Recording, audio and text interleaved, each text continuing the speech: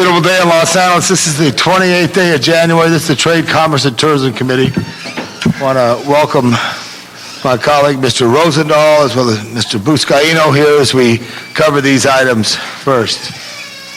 Madam CLA. Thank you. First item. Yes, under item 1, the Board of Harbor Commissioners submits for approval the first amendments to permits with 4 recreational vessel marinas in Wilmington. These are Pacific Yacht Landing, Yacht Haven Marina, Yacht Center, and Holiday Harbors, Wilmington.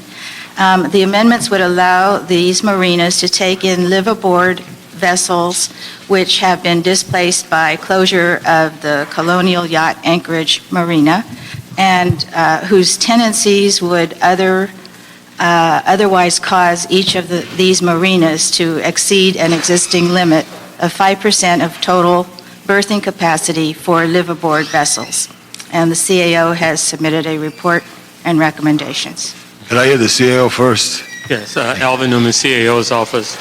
We recommend approval from the assessment that the CLA had given, and as she has stated, that there are 4 port release marinas that have contracts that will be approved, and they're going to move the liveaboard tenants to a new location just because that location had closed, and there would be no financial, no additional revenue to the port, but it also would be no cost.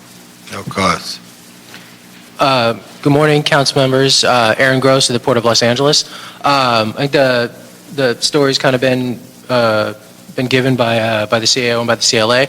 As I mentioned, these are just liveaboards. Currently, the liveaboard maximum is 5% of folks that can live actually on their boats in the marinas. So these 4 marinas are actually going to be above that 5% temporarily until attrition takes them back down to the allowable 5%. Just an amendment to the leases, so we respectfully request your support. I do also have, unfortunately, there was a clerical error with these. There was an exhibit for each of these lease amendments. I've got a clean copy of the transmittal that I'll give to the clerk with your approval. Very good. Mr. Buscaino. Thank you, Mr. Chair, and thank you, Aaron, and all the port staff for making this happen here and showing some accommodations to our tenants there. This was a huge issue, and a lot of media coverage on this, so I really want to thank the port for working with the tenants and relocating them to nearby harbors. I just ask Mr. Chair to move to approve this item. Thank you. Mr. Rosendahl? Yeah, it seems like it's a very sensitive, decent thing to do, what you're doing. Explain the history of this. So we have 16 marinas down at the Port of Los Angeles that cover roughly, it's about 3,795 boat slips. Each marina has a maximum liveaboard ability, so most people can't live on their boats. We have a 5% maximum that marinas people can live on their boats. Unfortunately, this marina that closed down, which is the Colonial Yacht Anchorage Marina at berth 204, was not. I'm not sure the specifics. I don't think they were paying their rent. I think it was falling into disrepair, and so the liveaboards that lived there, the 5% of liveaboards there, had needed somewhere else to go.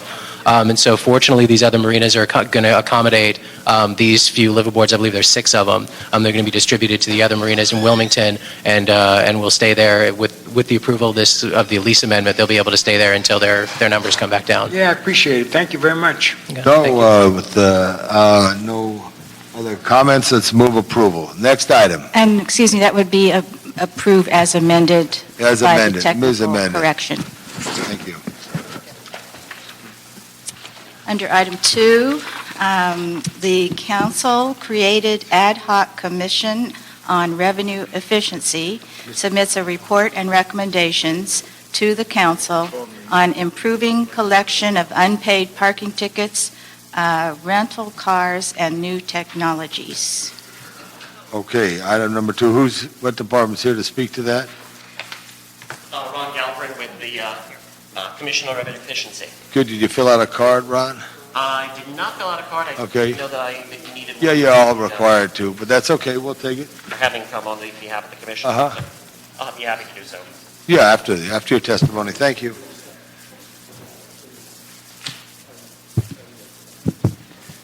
Good morning, Chair. Good morning, council members. I'm Ron Galperin, and I'm here on behalf of the now concluded Commission on Revenue Efficiency. Actually, we concluded our work in March of 2012 with a series of reports, 8 reports actually, and that came after the blueprint for reform of city collections that we had previously issued. And one of our main recommendations was also the creation of a post of Inspector General, and I see that the IG is here, so I would imagine he's going to be speaking to this as well. But in brief, these 8 reports identified approximately opportunities for revenues and savings of about $100 million annually, with even greater potentials thereafter. And one of them, which is before us today, relates to DOT and relates to the parking tickets operations. So just to give you a brief overview, the city, as you know, generates about $140 million in parking citations. In looking at this, approximately 2.7% of those citations issued by DOT, this was in fiscal year 2011, were attributable to rental cars. That was roughly about 70,000 out of the 2.5 million tickets issued. However, that basket, as it were, of rental car tickets represented nearly 40% of the tickets remaining open and largely unpaid, which was lagging significantly behind vehicle collections generally. And so what we sought to do was really look at why that was the case and what can be done. One of the restrictions that we operate around is the fact that the California Vehicle Code provides rental companies to be released of liability for their citations that are accrued to their vehicles while they're rented, provided that that company provide the ticket issuer, in this case LADOT, with the renter's contact information. And as a result, the citations issued over a 2-year period by DOT, the category identified as rentals and miscellaneous, constitute 11.65% or 22.96% of the department's so-called difficult-to-collect accounts. Now, of that 11.65, not all of it is rental cars, but a significant portion of it was. So we looked at a couple things. One was a report that we suggested that be given by DOT to the council with details of an exact breakdown of everything having to do with these rental cars and the dollar amounts related thereto. Number 2, that there be really a report back on what are best practices in other cities and other ordinances that could be useful in helping us to collect better. And then we were also looking at what is there a way, perhaps around the state statute, because we could lobby to change that state statute, but you're going to also have a lot of lobbying by the rental car companies potentially as well. So we looked at whether there might be a request of the Board of Airport Commissioners to report back on a policy that would obligate those rental car companies to pay those renter citations as a condition perhaps to the city doing some sort of a central rental car facility at LAX. And that might be a way around that, although we also suggested consulting with the city attorney for that issue. And also about alternative technologies, which is separate from the rental car issue. And we had a number of suggestions regarding that, most notably about possibly adding QR codes to the tickets that are issued by DOT, which would allow people to essentially just swipe their smartphone over those tickets and pay them immediately, perhaps even get a discount therefore. That's great. Okay, Joe, you sound excited about this. Well, thanks, Mr. Galperin, and to you and your committee to move forth on these recommendations. Any talk of folding in the CAO's office on the fiscal impacts of implementing these recommendations? Last thing I want to do is it's going to cost us more money to implement these recommendations than the unpaid citations. Yes. Here's the thing. The report back from the department, it should not take them a long time to do, and a lot of this data they have, and they actually provided us with a lot of this data. So it's a question of sort of updating that information. In terms of some of the technologies that we were recommending, part of that was also around, at the time DOT was putting out the request for proposals and the RFQ for the collection of these. And we wanted to make sure that these kind of issues were brought to the fore and were part of that. And you can discuss that with DOT in terms of what did and didn't make its way into that. But these are things actually that are not that expensive to generate. Well, In terms of exact amounts, you'd need to consult with them. Well, I'll just make a recommendation, Mr. Chair, to have the CAO report back with the fiscal impacts, to be sure that the costs of implementing these recommendations don't exceed the expected increase in unpaid citation collections. Very good. Do you have that? You have that, yes. what Mr. Buscaino requested? Yes. You wrote it down? No, but I know, but you got it I'm down. going to, For the record, I'm just Remember. giving you for the record, like they do on those TV shows. Mr. Yes, Rosendahl. look, $140 million ain't chopped chicken liver. I mean, it's great. And if we can pick that up, I call it gold in the gutter again, which is money that we should be getting, that we haven't been getting, and that we need to get. So that's all good news. I know, this is going to end up going to my committee, I think Transportation Committee, and Budget Committee. Am I right about the procedures on this? Just to Transportation Committee. I'm sorry, sir. It's only to Transportation Committee. Okay, so it'll come to my committee after this, where I will continue this discussion, which frankly, $140 million, and we could certainly use it in our city. Any method we can use to collect that money, I'm 100% in favor of. I wouldn't even mind, when we think about it, that the police, who have been so effective with us in nailing some of these other situations, we might even be able to bring them into the picture, no? Wouldn't that be a good thought? But anyhow, I think this is great that we are aware of it. What would be, if you were in the number one position in the world, what would you do to collect that $140 million?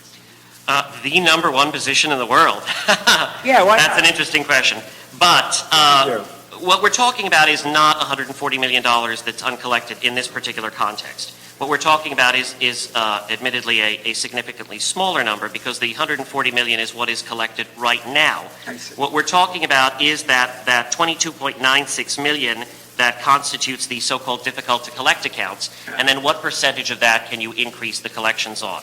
I see. So our estimate on that was, and we wanted to be sort of conservative, and shows a number of somewhere around, $3 million, give or take. Yeah. But it's not going to be 140. Having said that, $3 million is $3 million. Yeah.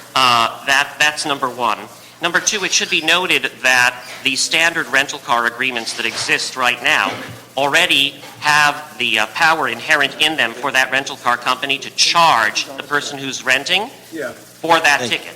And you see that in national contracts that are across the board in every Sure. single state, Yep. except that does not happen for the most part in California because of the vehicle code exception that was put in place. Having said that, there is still the power in the contract itself to do so. Now, also, I'm just curious, if I'm the guy driving the rental car and I get that ticket, would it appear on my driver's license somewhere? Well, that's something you really should discuss a little bit more in depth with DOT. It depends on a variety of different circumstances. Theoretically, at least, that is supposed to make its way eventually as part of the record on the driver's license of another state. As a Right. practical matter, does that happen very frequently? Apparently not. I see. So the real money we're talking about is how much again? When you boil it down, you went to the 20-something and you go to a percent, with 3 to 5 million? Exactly. And also with the other technologies that we talked about, that can also, we believe, really enhance the collections by making them quicker, by making them easier, by reducing the cost of collections. That's a little bit more difficult to exactly calculate how much you're going to get out of that, but the easier you make it to pay and the faster you collect your money, the better off you are, of course. And you also see the hook potentially of the consolidated rental as a way to play that out with them too? Correct. Okay, I'm fine, thank you. I have a question, Joe. Oh, boy. 1978, how old were you? 4. So I'm on a train from Manchester to London. I'm 24 years old, and I meet a guy from Australia, and he's like this close to me. And he tells me he's going, I'm giving the audience a chance to see this, he's going to Singapore, and he says, but it's Australians travel around the world. Let's show you how close I am. They can hear it. He's going to Singapore. So he's going to Singapore, and he says, you're going to Singapore? And he says, yeah, but remember, man, it's a fine city. Like, is it a fine city, like fine things, or no? But you do anything wrong in Singapore, you get a fine. So the thing is, I got that. Tourists, I got that. I'd like a breakdown of the tickets that they got. Were they street cleaning tickets? Were they parking meter tickets? Were they peak hour tickets? These hard to collect out-of-state tourist ones there. I want to be a fine city like we have today, and all of us here who are today, if you have a chance, even those who are here a long time, and I want to take you up, Gina Marie, because you can see the tower at LAX like I could see your pretty scarf right now. It's so clear. This is a fine city. This is what a city should be like today in its air and its cleanliness. But to be going, I want to make sure we don't, I believe in tourists, and I believe in going, but all of a sudden you get a word, you go to LA, you do anything, you get a fine. You're 2 minutes late on your parking meter, you get a fine. And I don't want that. I want to be a welcoming city to all people. So that's my opinion. I wanted a breakdown on the tickets that are hard to collect. So they should have that now because we have computers, and it should say whether it's street cleaning or whether it's a meter or whether it's a peak hour. Okay, you would ask all city departments that issue citations? No, the 22 million that the fine representative of this commission brought forward, right? The hard to collect ones. Yes. And I believe DOT already has a lot of that information. Yeah. So that's Okay, but he's talking about unpaid parking tickets. right, the unpaid parking tickets. So those unpaid parking tickets, you got to know what kind of parking tickets there are. There's a meter parking ticket, there's a street cleaning parking ticket, there's a peak hour ticket. Obviously, if it's a handicap ticket, that should be absolute, just a breakdown. And if it's complicated, I don't want them to go count the 22 million tickets, but give me some idea. But Ron, thank you for your service, thankless service to the city on so many efforts here, and we'll take this to study it and come back. And Mr. Rosendahl, you'll have a robust conversation. Look forward to it. Very much. And what do you say there, gold in the gutter? Gold in the gutter. Gold in the gutter. Looks like pennies in the gutter. Yeah. Well, thank you very much for the opportunity to be here, and I speak not just for myself, but for a group of 7 commissioners who did some outstanding work. Didn't do it alone. I was its chair of CORE, but Cindy Misikowski, the vice chair, and a wonderful group of people. So I owe them a debt of gratitude. And I'll close just by saying how wonderful it is to see Councilmember Rosendahl looking good and strong and here. If I can pull it off, I certainly don't want to leave for another 20, 30 years. So grace of God and the love of the community, I'm making great improvements. Thank you. Thank you. Good job. Thank you, Ron. Thank you very much. Next item. Well, just to clarify on the last item, would that be to continue the item, or would we want to report receive? backs, but I know it's going to go. These other committees could have it at the same time. We don't have to wait for all this here. You want to study it now, right, Bill? You want it in your committee? I'd rather do it after you're finished. All right, let's have it here. Let's have it back in 30 days. I mean, if you want it back. Yeah, let's go 30 days. 30 days. No, we want to look at it again, right? 30 days back here. Thank you. Okay. Next item. Under item 3, pursuant to council's action to assert jurisdiction, the Board of Airport Commissioners has submitted to council the issue of awarding 3 contracts for assistance in the implementation of a comprehensive public education program concerning the ongoing LAX modernization program. These contracts are with the Phelps Group, At Ease, and Nothing Films, all for terms of 3 years for a total program cost not to exceed $3.865 million. Thank you very much. We have the Director of Los Angeles International Airport, General Manager Gina Marie. Hello. Good morning. Thank you. Mr. Chairman, council members, and with me this morning, I have the esteemed president of our commission. I have Samson Mengistu, Deputy Executive Director for Administration and expert on all things procurement, and Mary Grady, who is our in charge of our external and media relations. So we are delighted to have your interest in these contracts that the Board of Airport Commissioners approved earlier this month. We heard in the council discussion a couple of themes that indicated interest in these contracts. One was, should LA World Airports actually get outside help to assist in communicating with the public and the passengers as we are remaking LAX?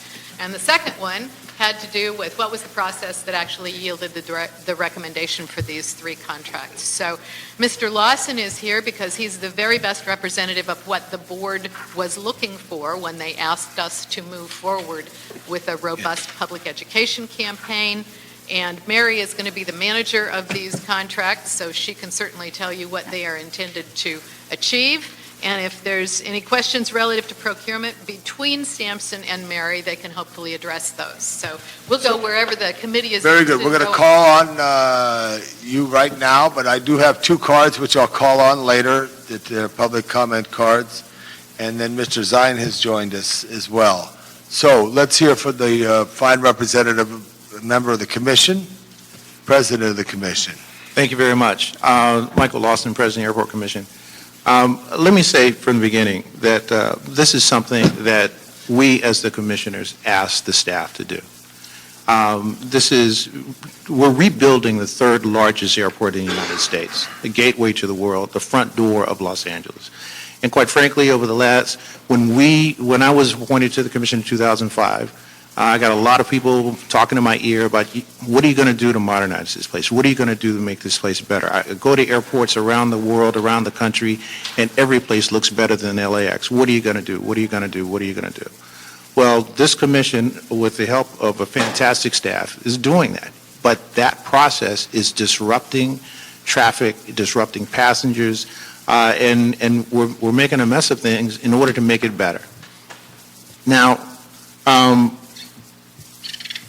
one of the reasons I came back to the commission and said we need to do something had to do with an incident an experience that I had in 2011. I was at a fundraiser for the President of the United States and actually had an opportunity to sit next to him. And one of the things I wanted to do was to talk to him about what we're doing with the stimulus dollars.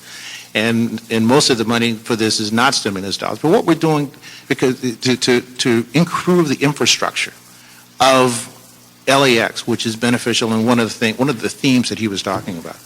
Actually, I didn't get a chance to talk to him about it. I actually sat next to him, but because of all the other things that were going on in the context of this, didn't get a chance to say anything to him. Later on, that afternoon, he spoke at a rally where he talked about the importance of the stimulus packages, importance of improving infrastructure, and he said, and by the way, LAX, you guys got to do better than you're doing. And this is a man who has the best experience in any airport he has, and he was complaining. And I said, we have got to do something to educate the public, educate the passengers, educate the airlines, that that the experience that they're going through, the disruption that we're creating, is for their benefit, is for that we're going to create something that everybody is going to really appreciate, and it's going to be a crown jewel for this city, a crown jewel for the Southern California, but we weren't able to do it. Quite frankly, I brought this to the attention of the staff, and the rest of the commissioners joined with me in saying we needed to do something because the internal communications packages that we were putting together weren't sufficient. We looked around and we saw what was being, what we were putting together internally to inform passengers of what was happening, that this disruption, that these construction items, which they're only seeing parts of, are not just situations where we're trying to fix something that's broken, but we're trying to create something that's going to be fantastic. And it wasn't being done. We were complaining that and with all due respect to the staff of LAWA, which does a tremendous job, they didn't have the expertise or the talent to do what we wanted to see done. And we had meetings in September of 2011 and December 2011, where we had long discussions about what needed to happen and what needed to be done and what we wanted to see. Because there's a different perspective when you have to go through some kind of construction site if you know that it's being done for something that is worth the wait. And that wasn't being communicated. So this is one of the comments that I heard in connection with the 245 was that we approved this item without discussion. We approved the item without discussion because staff came back with exactly what we asked them to do. And that's why we didn't need to discuss it in the January 14th hearing. Very good. So we got that down. Anything else from staff to contribute? I think we'll follow whatever line of questioning you are interested in pursuing. Good. I'm going to start with Mr. Rosendahl first. First, I want to thank you for coming, and I want to thank you for the leadership you've shown as chair. The commission's done a great job. And of course, Gina Marie, I'm a big fan of yours since day one, since you've been here. You've made a huge difference. There's 3 or 4 basic questions. One is, we love the word transparency these days. Politicians are suspect by the American people. For the last few years, we're the bad guy no matter what. It's all our fault. So the more the public knows an issue that we have to somehow be involved in directly or indirectly, the more they get their hands around it, the happier I am.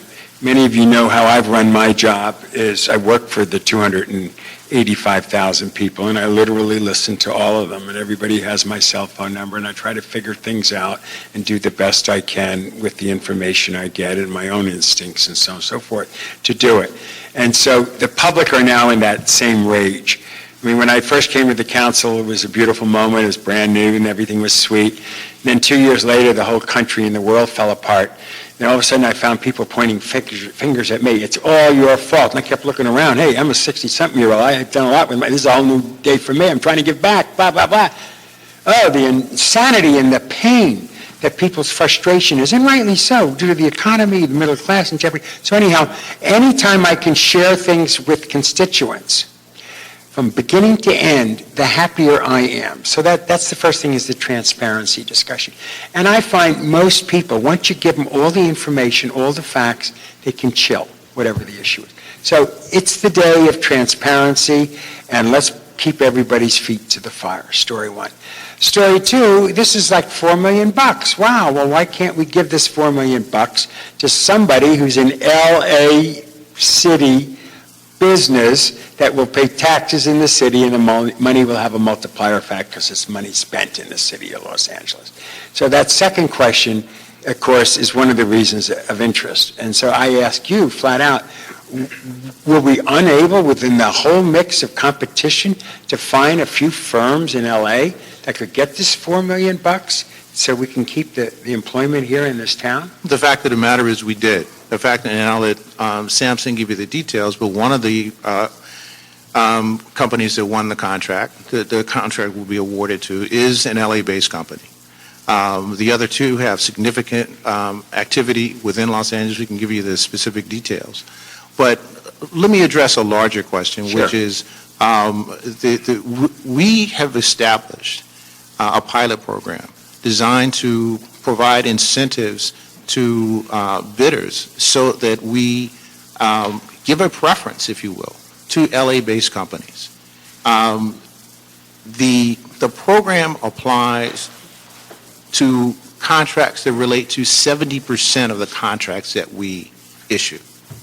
It's not an absolute preference. It's not only LA-based companies can apply, not at all, because we have a fiduciary obligation to you to operate this airport and all the airports under our jurisdictions in an efficient and effective manner. So it's an incentive, and it applies to 70% of the contracts. What it doesn't apply to are professional contracts. And one of the reasons we carved out professional contracts is because we were concerned about the very issue that I just mentioned, the fiduciary responsibility of getting the best quality and the most effective price with respect to professional services. And since we had 70% of our contracts, and we're talking billions of dollars worth of contracts with these capital improvement programs, we felt that carve-out was one that was a reasonable one, and a good balance between the quality issues that are more important in the context of professional contracts than they are with respect to construction contracts, and so on and so forth. So we try to carve out this balance. It's a 1-year pilot program. We're going to assess the results after a year. But absolutely we have a preference. And in this case, even without that preference, one of the contractors is an LA-based company. That's great. Now, is there enough stuff out there that anybody who wants to figure that out can look at the material and come to that conclusion? Do they have access now that you've come before us, or how does the public feel comfortable? That information was not in the board report because it was not part of the criteria set forth for evaluation. But in point of fact, I'll defer to Gina Maria in terms of. And also counsel, just to see, because if someone didn't make the cut, they don't necessarily, I don't know how that works. The fact of the matter is, we have done that analysis. Okay. We've done the analysis. If we had applied the incentive criteria, the fact is we have one contractor that would have met the incentive criteria, LA-based. There was another LA-based company, if my information is correct, that even if we had applied it, they would not have met. The incentive was not sufficient to have put them in the lead position for getting the contract. So even if we had applied the incentive program that we have to professional contracts, we would have come out almost essentially the same as we have already. That's fair enough. But is staff ready to put as much information out there as the public might want to know to feel comfortable that we are being transparent? Yes, absolutely. And I think we should also point out that with any contract award, there is a period of time once the recommended awards are announced. There is a 5-day period, as I recall, that any of the other proposers are also able to ask for any of the competitive selection materials so that the competing proposers have access to all of the material Great. as well. It's all good, and it's just to send a message to everybody that, not just to your proprietary department, but to the entire city, that this is the day of transparency and community awareness and appreciation. We're going through the same thing with a lot of other issues that are now going through that process, and the fact that you came here and cooperated with us, I'm very happy to hear it. That's enough. Mr. Rosendahl, thank you. Mr. Buscaino. Thank you, Mr. Chair. I too want to echo Mr. Rosenthal's sentiments and the importance of transparency. You know, when you have a multi-million-dollar contract, that's something that we just can't disapprove without any public comment.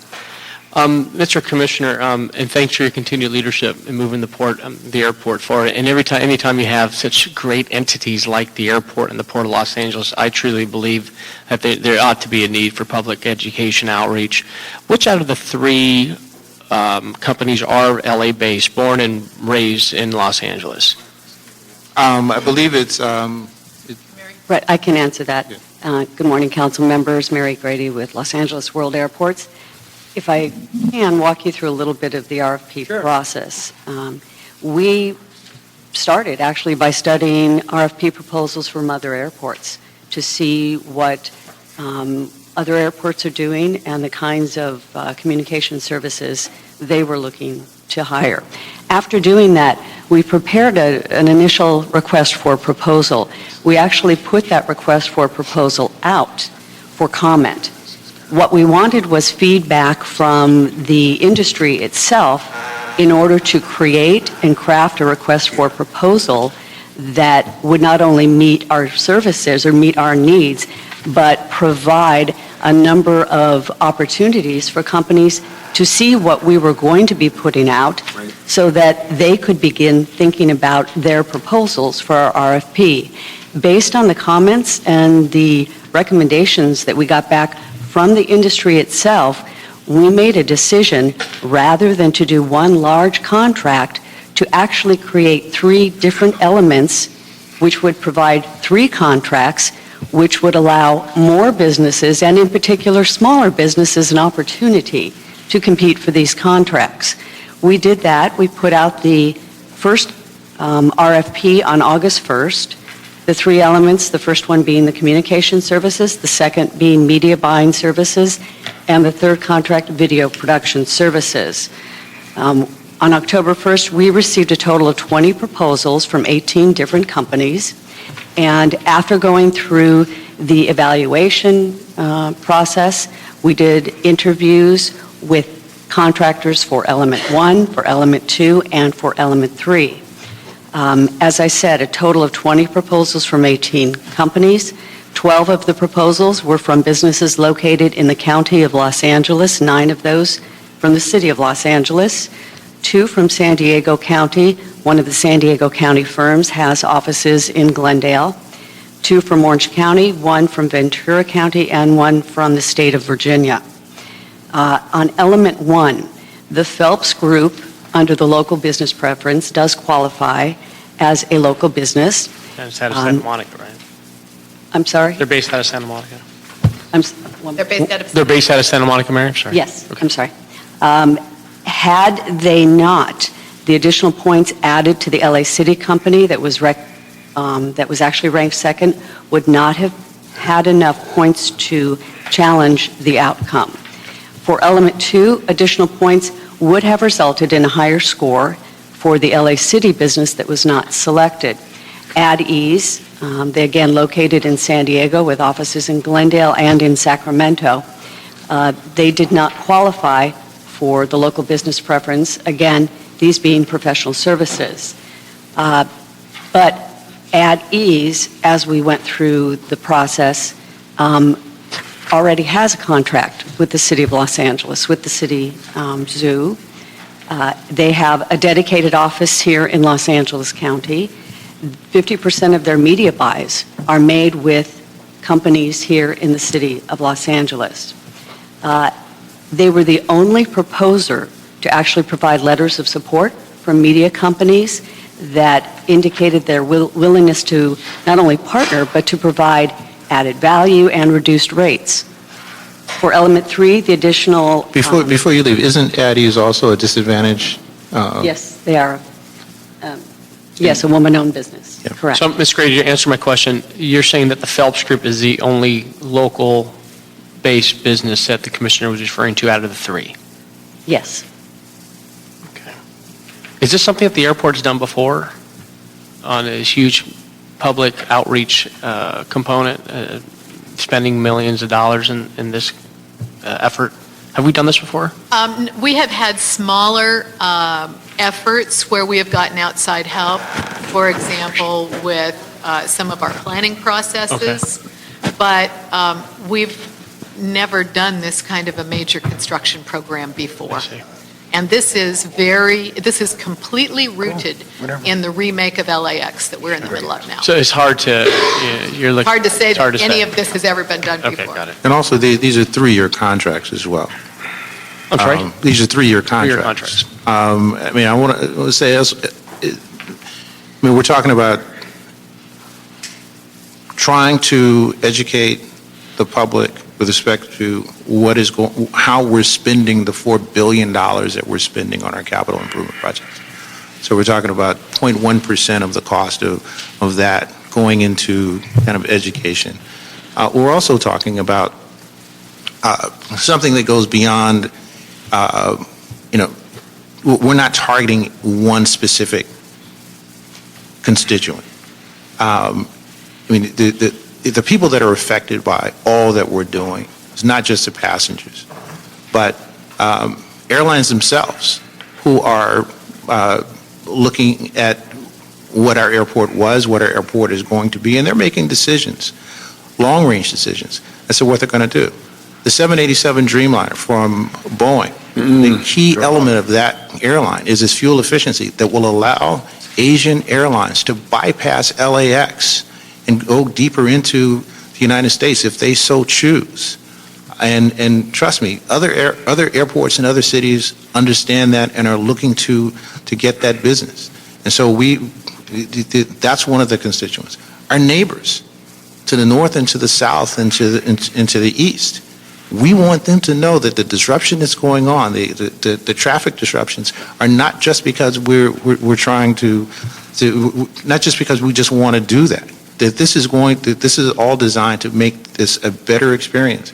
And when you, If I may, Mr. Commissioner, with all due respect, we're not arguing that. I think there is a need, but the process to the point where we got to this conclusion is it's important to vet it out in the open. So that's something. so I apologize, and I didn't quite understand your question then. No, if this has been done, and Ms. Gina Marie already, if this has been done, but it was a smaller scale. Right, and trust me, it hadn't been done, and which is why the commission took two meetings to spend a significant amount of time, basically grilling the executive director and her staff about our internal capabilities. And we came to the conclusion that our internal capabilities were not sufficient. Thank you, sir. Thank you. Mr. Rosendahl had another question. Yeah, the biggest one, I guess, would be if I'm an LA-based firm and I want marketing jobs, have you gotten complaints from any of the potential bidders or those who did bid, who didn't get it? Is anybody sour grapes out there? No, there was, as I referenced earlier, there's a 5-day period Yeah. whereby any of the proposers can come in and look at the materials and protest if they think that the process was not fair. Yeah. And there were no protests on any of these 3 contracts. I mean, that's key. And Mr. Chair, as you said, but just so you understand, LAX and Southern California, and I mean Ontario when I say regionalism as well, we are the blender of the planet. We have the nations of the world here in dramatic numbers. My little beach, Venice, I have 50,000 constituents there, gets to 13 to 16 million people each year because LA is home or the home of people from all over the planet. So we will always, our region, and I mean Ontario when I say this, we will always be the #1 destination airport in the planet if the United States of America continues to be the place where opportunities are for people. Look, we have 1 million Filipinos here in Southern California. They're in government and they're in healthcare. I know them from both government and healthcare now. And it's just an incredible blender of the cosmos of the planet. And we will always be great. So I never need to worry about where we're heading. But I love the modernization that Gina Marie has done. I've said she dances on tabletops. I mean, she's really able. Well, now they close that place down on Century Boulevard there. I'm going to send you to school, Mr. Rosendahl. No, I say that with great appreciation of her energy that gets people excited. And she has attracted to her a substantial amount of support systems from around the world, actually, that have made her the most effective general manager we ever had. And that's what I meant by that aspect. But I don't think it has to be physically everything in that particular location over there in my district. But that's another story for another day. Very good. Okay, I want to hear that story another day. But I want to call on the public right now, and then if I could ask you to vacate your seats, and then I will call on Mr. Zion, who's a guest here today on this here. But if I could call on Robin Wilson and Steve Roth, the only 2 cards I have. Robin Wilson, come on up, Robin. And Steve Roth.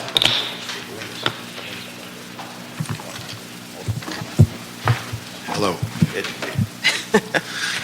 Good morning, all. Morning. Bill, I want you to always know that my prayers and well wishes are always with you. Thank you, sweetheart. Appreciate it. Okay. My name is Robin Wilson. I live in Compton, a few miles from LAX.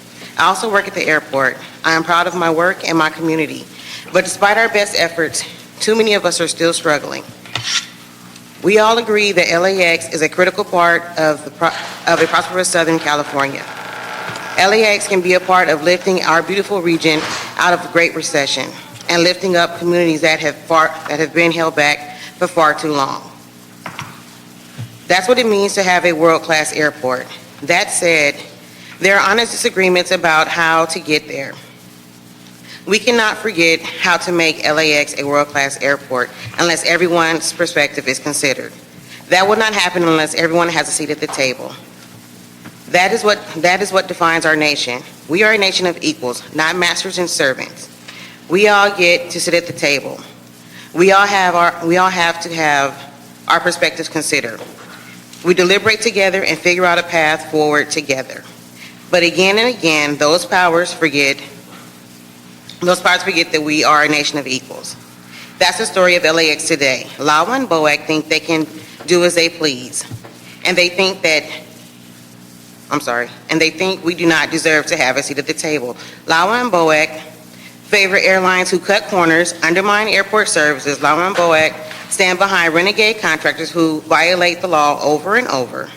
The result of this are jobs that were once good enough to raise families on and now leave people one setback away from poverty. You can see the devastating impacts on the surrounding communities. And when people like myself or my neighbors in the community surrounding the airports raise their voice, they are ignored or appeased with promises that they have no intention on keeping. Everyone needs to have a seat at the table. Sorry, God. Keep coming. Everyone needs to have a seat at the table. If we do not, we will end up going nowhere. If we do not, we will end up with precisely this: sales pitches, slogans, and big money contractors for public relation firms for modernization plans that ultimately does not make us have a world-class airport. Thank you very much for your comments. Next, Steve Roth. Thank you, Councilmember. Chairman, council members, my name is Steve Roth, and I'm president of the board of directors of the LA chapter of the Public Relations Society of America, an international organization of more than 20,000 PR and communications professionals. On behalf of our board of directors and the thousands of PR professionals in the city of Los Angeles and the surrounding region, PRSA LA strongly supports the LA World Airport's recommendation to award 3 contracts for strategic communications and media services to the Phelps Group, Ad Ease, and Nothing Films. Over the weekend, I sent you a letter on behalf of PRSA LA urging you to review these contracts as you would any other city contract on their merits. We urge you to do this. We urge you to do this for several reasons. First, these services will assist the City of LA and LAWA to communicate vital information about the LAX Capital Improvement Program to residents, business and community leaders, and travelers everywhere, so they can be educated on the issues and make informed decisions. The changes taking place at LAX are complex and significant, and the traveling public needs to know about them and how they will impact their lives. Second, LAWA's in-house communication staff simply does not have the bandwidth, or in some cases the expertise, to handle the huge and complex strategic communications needs demanded by a project like this. These efforts require dedicated specialists who have expertise in each arena. Third, as you heard, LAWA solicited, reviewed, and awarded bids for these communication services with the same high standards and processes that are used with every other public contract in the city. The Phelps Group, a well-regarded and highly professional public relations agency with the PRSA, is a highly well-regarded and highly professional public relations agency with a PRSA member in its ranks. Fourth, public relations activities play an essential role not only in the day-to-day operations of for-profit businesses, but also in government and public agencies. LAWA and other public agencies rely on external consultants and experts in the same way as public and private businesses. Finally, the public relations industry is a critical sector in the economy of the greater Los Angeles region. Public relations contributes nearly $500 million annually to the local economy, according to a 2010 study by the LA County Economic Development Corporation, and it employs thousands of Angelinos. For more than a decade, the city has formally and informally declined to grant PR contracts, negatively impacting thousands of working men and women. It's time to move beyond any mistakes made and lessons learned more than 10 years ago and restore public relations contracting by city agencies where necessary and appropriate. We urge you to support the awarding of these contracts. Thank you very much. Appreciate that. That closes our public comment on this issue here. Now, I'd like to ask staff to return to the table. And we have a member of the City Council here, Mr. Zine, who's the author of this 245. Thank you, Mr. LeBonge, and I want to thank Councilmember Rosendahl for seconding this 245 motion. We've heard from the Commission, we've heard from the airport regarding this particular matter, so I want to thank you for scheduling this for today. It's an important issue that we have to deal with. Proposal to spend $3.86 million on education and communication service at LAX related to a modernization project. I understand today the EIR was released.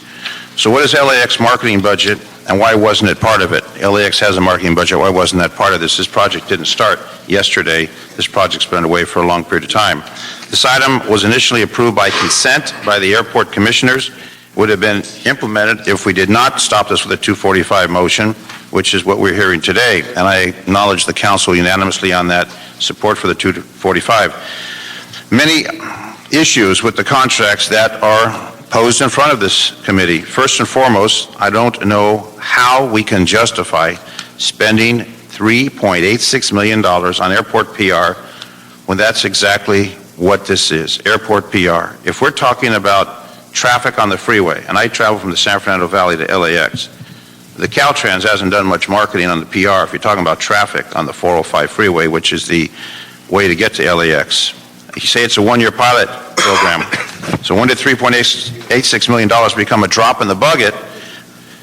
Point where the Airport Commission doesn't even ask some of the tough questions. It was proposed by the Commission, but the tough questions come after that project is submitted.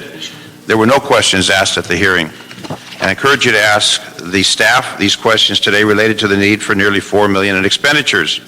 How many in-house LAWA staff members do you have to work on communications public affairs?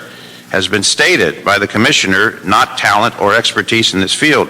So what does the staff do with communications and public affairs? And why can't they do some or all of this work to inform the public?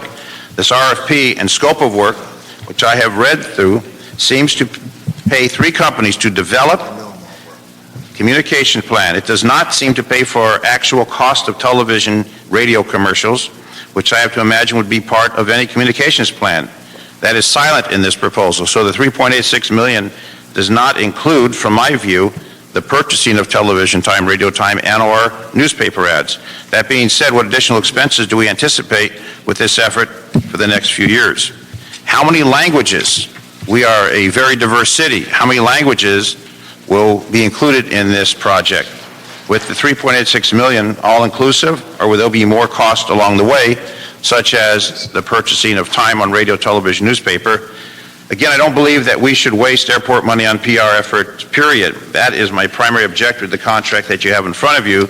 Second objective is 3 companies are being awarded outside of this city of Los Angeles. It's been stated, Glendale, Orange County, Sacramento, LA County. LA County is not Los Angeles City. Santa Monica is not LA City. Fountain Valley is not LA City, and nor is San Diego.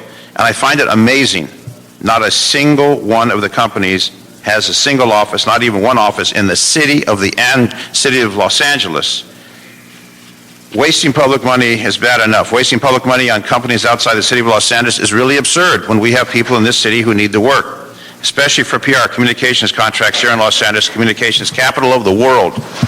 I question both the outreach that was done in conjunction with this RFP and the selection process. And I want to make it clear, I'm not doing anyone's bidding on these contracts. I don't know any of the bidders, and I am not trying to get anyone rich on this project. I do, however, insist a fair process that includes enough common sense to include Los Angeles City companies along the way. I received tons of emails over the past week on this particular issue.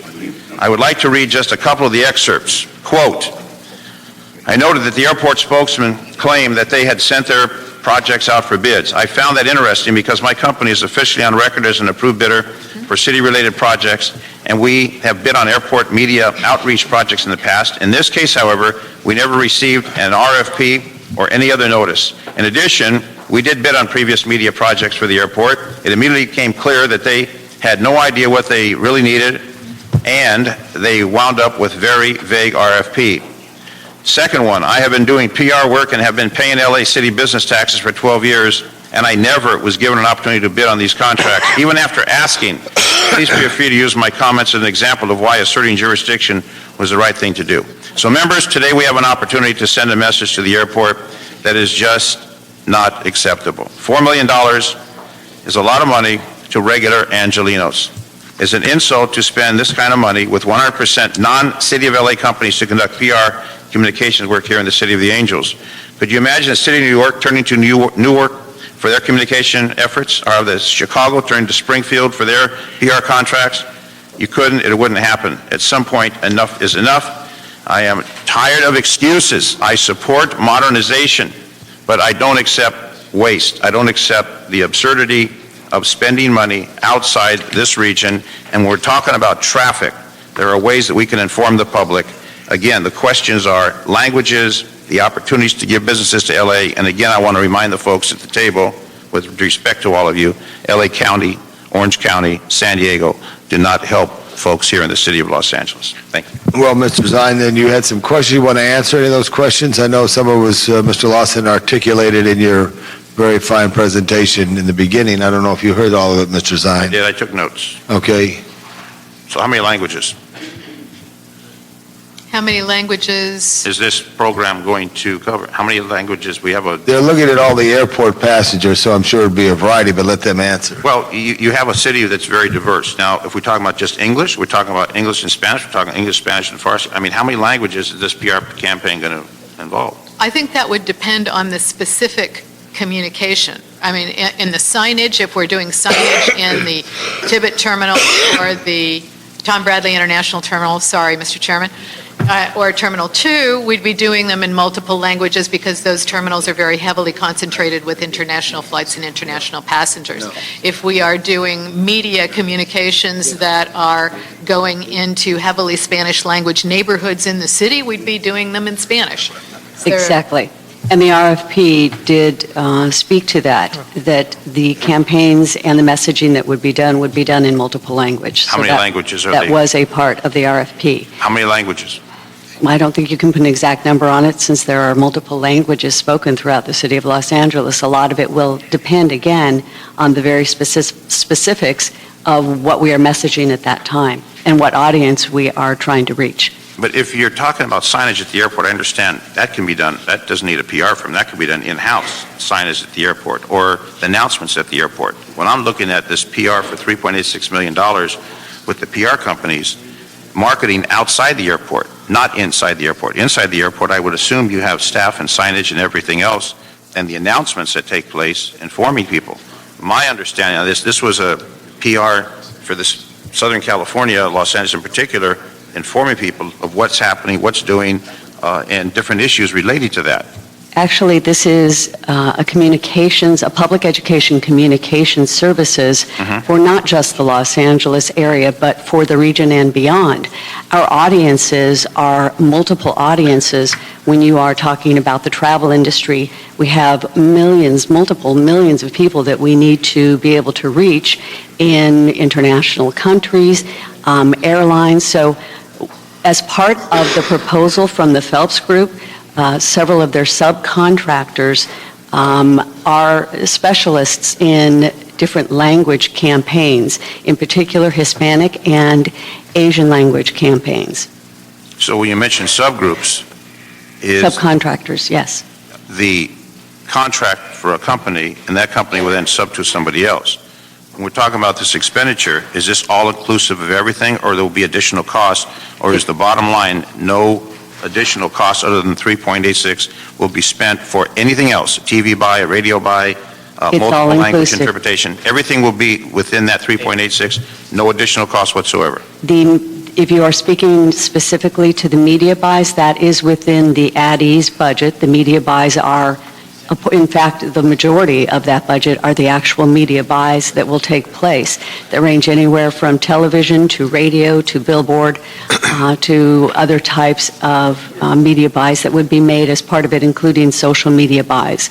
The Phelps Group, the subcontractors, that is all within their budget. Now, the education and communication services, the question is, for that package, education and communication services, is the whole package inclusive $3.86 million, or will there be additional dollars spent for education and/or communication services, which is a broad range? Or is the 3.86 going to cover everything, period, nothing else? Under the scope of the contract, all of the services that will be provided by Phelps, yes, are inclusive of their contract. But in the future, as the chairman of this committee, if you saw a need to promote Los Angeles Airport for a variety of ways, and I think what Commissioner Lawson said about the 787, they could fly to Dallas, they could fly to Phoenix, they could fly into Denver, they could start. There is a thing called the Triangle, if I just want to state this, Mr. Zine, and it starts in Los Angeles, it goes to the Grand Canyon, it goes to San Francisco.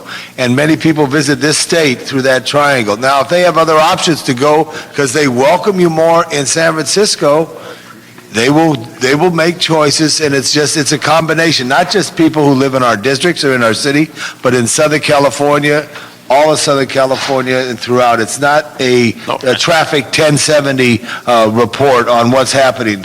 It is why LAX is important as a choice when you fly. Well, the two questions. LAX has a marketing budget currently.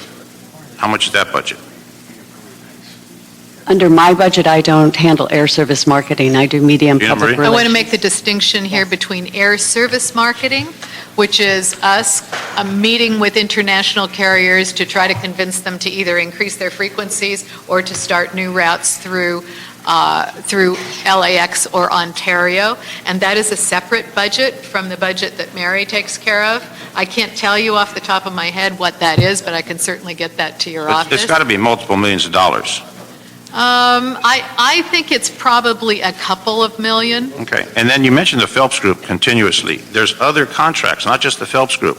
What I'm trying to nail down here is the one in San Diego, the one in Fountain Valley. Is this 3.86 million covering all three, or is it just one, the Phelps Group, or is it covering everything inclusive from top to bottom, sold $3.86 million? That's the question. It's covering all three for 3 years. But it's a one-year pilot, I heard. No. The one-year pilot only applied to the program that provides incentives for local businesses. Okay. That's a one-year pilot, separate and apart from this. I just wanted to talk about it, say that we had that in place. That local pilot program does not apply to professional services, which this is. So, but notwithstanding the fact that the local pilot, that local incentive pilot doesn't apply to this, we still have the contracts were awarded to companies that have significant local contacts anyway. But those are separate things. This program, these contracts are not a local pilot. These contracts are 3-year contracts to address not PR for the airport in particular. This is designed to inform people of the fact that the disruption that they're going to experience. Thank you. In connection with the capital improvement projects that we're going through is not just because we decided to fix a broken pipe. That they're going through this disruption for the purpose of, we're doing this for the purpose of making this airport better. This is very specific to the disruption that's being created by the construction that we're doing, which is making up for 30 years of not doing a lot of different things. I mean, it is specific to that. This is not PR for the airport generally. That's a different budget. That's a different issue. This is to inform the people that, yes, you're going to have to go through different doors. You're going to have disruption. You're going to have sidewalks blocked. You're going to have all this stuff happening to you.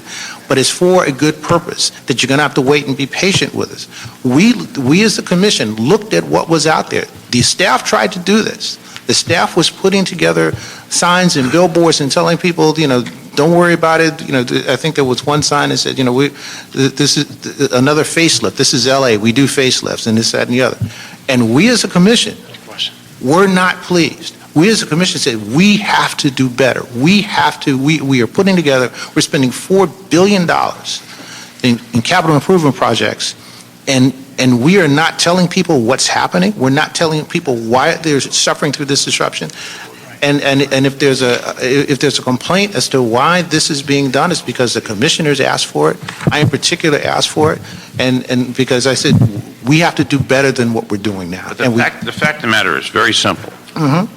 Anyone who's going to the airport is not going there for a tour. They're going to the airport because they're either flying out or they're picking someone up. Mm-hmm. And the inconvenience, the detour is going to happen one way or another. If it's a high holiday where we have the security checks and cars lined up along Century Boulevard and the San Diego Freeway stacked up, the fact is, it's a reality. If you can go to the airport, it's not convenient, it's inconvenient, it's not as friendly as it should be, and I agree with you on that. But what we're going to spend is $3.86 million telling people that stand by until we get this finished, you're going to be inconvenienced. I mean, there's no option. It's not like they have another option. With all due respect, Councilman, there's a way to say it and there's a way to say it. And if you say it just the way you just said it, you're going to get people saying, you know what, I got other choices. I can go someplace else. I don't have to deal with this. How long is this going to take?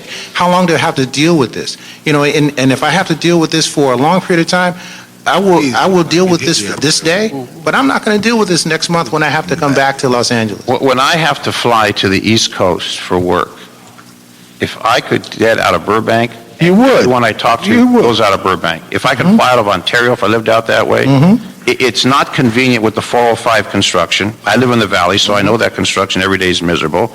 And the fact is, it's going to take a while till they finish that, which has nothing to do with the airport. But the fact is, Caltrans is doing it to accommodate people down the road when we get that finished. But at the same time, there's not any options. If you're going to fly out of the area, this region, you're not going to fly down to Orange County. You're not going to drive to Orange County to John Wayne Airport. You're not going to fly to Santa Monica. You virtually have no options. If you have Department of Water and Power in LA, that's what you got. The airport is the airport, and they serve the public, and we don't have options here. We can't say we're going to drive down to, it's taken twice as long to drive down to John Wayne. So what I'm trying to say is, we can do all the PR, we can do all the education. The fact of the matter is, it's going to take 3 hours to get from the valley to the airport, and to go through the security check, et cetera. That's what's going to happen, period. So I would like to sugarcoat it and fluff it up. The fact of the matter is, we can't make it any better than what it is because we're modernizing the airport. That's the key to it. To say that it's going to be a glossy campaign to say, be patient, the fact is people aren't patient.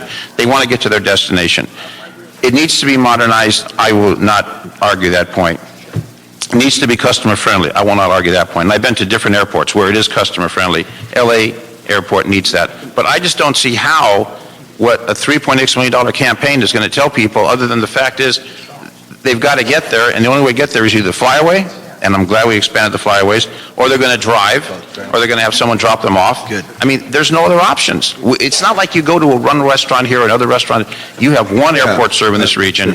That's what we have to deal with. So what we're doing is we're spending $3.8 million telling people, stand by, you're going to be inconvenienced. We want to make it as comfortable as possible, but you're going to be inconvenienced. Well, you know what? We know that. Let me challenge you on one point. The people that live in and around Southern California, for international travel, they have LAX is their only source. Not an option, that's a necessity. For people who are flying into the United States, it is not. For the Asian airlines that are flying into the United States, especially with the 787 Dreamliner and the A380s, it is not. And we have to, and those companies, those airlines are making, those people are making decisions as to what their flying patterns are going to be. And we want to make sure that they don't bypass us. Well, and I agree with you 100%, but how is this campaign going to help international airlines coming in here versus the people of this region that have to live here and go through that ordeal? Because it'll be in airport publications and other journals throughout the area, Mr. Stein. Let me say this. I think there's a better way to educate and a better way to inform, and I understand modernization, but for me, the $3.86 million out of $4 billion is an expense that could be put to something else. And the second issue is be sensitive to Los Angeles-based companies and the employees that pay taxes and live here who need work. Thank you. Let me just say, I appreciate your position. I understand your position. This was a call that was made by myself and the fine people that I share the commission with, and we brought the experience of myself, 30 years in a legal profession, Bob Byer, many years in the investment profession, and a lot of different experiences, and we brought our judgment to bear on this, and this is how we came out. And people can disagree, and you are disagreeing with it. I'm not saying that you're wrong. I'm just saying that from our point of view, we felt that this was the right thing to do. We felt that the expenditure was not out of line. We feel that it's important to get the message out. You think we should support LA-based companies, though? And we absolutely believe in supporting LA-based companies and minority and women-owned companies as well. But in the context of doing that, we also understand that we have an obligation to you as a city council to spend our money wisely, to spend our money in the most effective and efficient way possible. And we do that by casting a wide net, letting everybody compete. The company that wrote the email saying they didn't get the information, all of our RFPs go out through Bavin. All of our RFPs go out through the same the same mechanism, so they should have been able to see that. I'm not sure why they didn't, and I'm free to I hope that they would contact us and find I out will have them why, contact you. I will have them contact you. why they didn't get it. But the fact of the matter is, we cast a wide net, and we want our LA-based companies to compete. But once they compete, we're not going to exclude a better, more effective, and more efficient company from getting the contract simply because they're not based in LA. We owe that to the citizens of Los Angeles to act as fiduciaries and award these contracts in the most efficient and effective way possible. Okay, thank you, Mr. Zine. Mr. Buscaino. Thank you, Mr. Chair. If I can bring the CEO to the table, I had just a quick question. I understand in 2005, Mayor Jim Hahn then issued an executive director prohibiting the city of LA. Executive order, not an executive director. CEO here? Yes, issuing the city is not allowed to bid on PR contracts. Is that order still in place? Have we rescinded that? Because if... Can you come to the mic? That's why you're the general manager there, Gina Marie. Good job, you're smart. Yeah, Alvin Newman, the CAO's office. I'm not for sure about that order, but we can find out the information and get back to you. I mean, obviously, we'd be in violation. Here's a question. If We'd there's be an in violation. executive order Right. that Mayor Bradley issues, does that stand today? Unless it has been trumped by the Mayor Villaraigosa's order, and I can't verify that at this point, but we can look up those orders because we do have copies of them. Sure. And then we can get back to you. I have an issue with this. If we don't know, why would you give the power to the mayor to issue an executive order? And when the order was specifically say the city cannot bid on PR contracts, and yet here we are doing just that. Mr. Zine? If I can just add, as I recall, there was an issue with the Department of Water and Power and PR contracts, and it turned into quite a situation, and I think some criminal charges were ultimately filed, or civil charges, and I think there is a directive regarding, not if it applies to the airport, harbor, water and power, but it generated with PR contracts with the Department of Water and Power, and this was within the last 10 years, so we need to check on that. I think there's an issue, a technical issue, there may be a legal issue, there may be a standing issue with the directive that was done, but as I recall, the money that was expended on public relations, they found that was inappropriate, and because they wanted to do it with the city personnel, the resources, whatever the case may be, I think that needs to be followed up before this moves to council.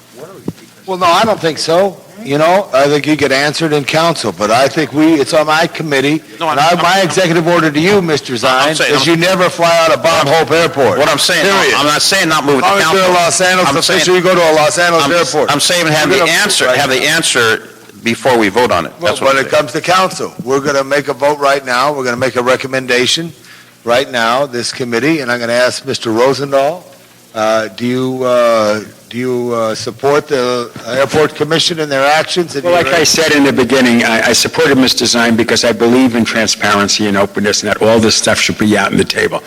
I, of course, would like LA City-based firms to get all the businesses. There's just no way else I would want to be. It's my city, it's my people, it's my community.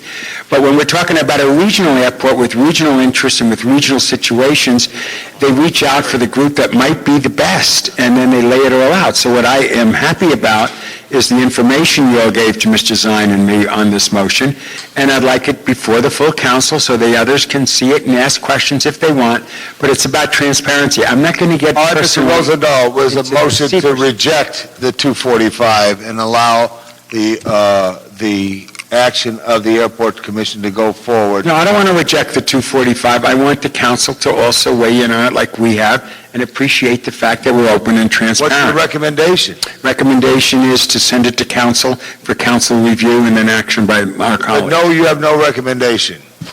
The recommendation was to have open and transparency. Give us a little... And I was happy to hear all that. On this item, we can vote to either veto the action or to sustain the action of the board.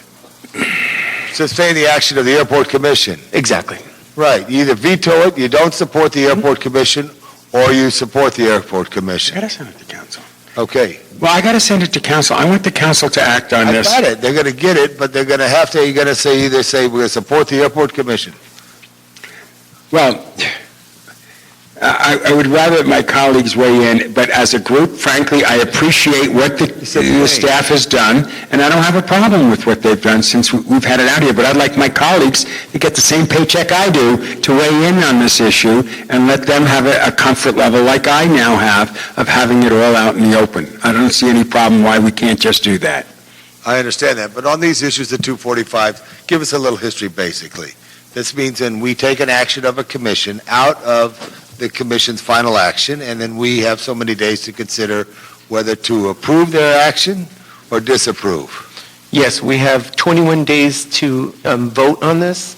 The last day would be on February 13th to make a recommendation to council, and we make a recommendation from this committee to council on either to veto the action of the commission or to sustain the action of the commission. Right, so the recommendation is to sustain the action. Do you have a... I'm going to, I want to hear more at city council, because the thing is, I'd like to hear more on that executive order from How about when you get to council, Joe? How about when you get to council? when we get to council, I want to know if this executive order is still in place. or not. recommendation? I don't know. I recommend something else. I didn't say anything about this, but I think it's rotten that Los Angeles people only think of Los Angeles people when you have an international facility. It's rotten when you only look at just people in Los Angeles. You have to look at the region, whether you're from Compton or Long Beach or San Fernando or someplace else. We are an international city. And how many times do our people get jobs in other places on this issue here? I think the commission president articulated greatly in the beginning of this hearing on why they chose what they want to do. And also, there's a higher amount of information that is necessary for all people as they look to the future. This is why the city in 1925 developed the independence for the Water and Power Department, for the harbor, for the Port of Los Angeles, and for the Los Angeles International Airport. So, and right now, since you're not, I'm going to hold this in committee. I'm holding the committee until we get an answer from the CAO on executive, is there an executive order that affects this? Right. And we can have an actual special meeting next week if you'd like to. Super, but that's a shock, Mr. CAO, that there's just brought by the councilman that there's executive orders that may or may not have been followed, which doesn't understand. I support the airport commission, but I'm going to hold it in committee until we get that answered. Mr. Chair, if I could, just a point of order, that's all I'm trying to figure out here at this point, is to bring it before the council, say we sustain or whatever we do here, will they not be able to see all the information and weigh in it themselves as well? That's all I care about is the open and transparent. And so of course they be. I don't want to offend anybody here at the four of us, but I do want the public to be aware and my colleagues to be aware. So what do we do to make that happen? Well, I would vote to sustain. If you support me in sustaining this, Ms. Chair, as chairman, if you support sustaining the commission, I would send it to council, and by not scheduling council by the 13th till you get that answer. But if you don't, I'll keep it in committee until we get the answer. So that's the deal. Where do you feel? I would move that we hold this in committee till we get the answer from CAO for the full recommendation to city council. That's my recommendation. All right. And I'll second that. Okay. All right. Now, that completes the action to today. I do want to end on a brighter note. It is a beautiful day. Visit the Tom Bradley Tower as you leave if you want. Enjoy and love Los Angeles. This meeting's adjourned. Thank you. This thing's crazy. We're going to play it out.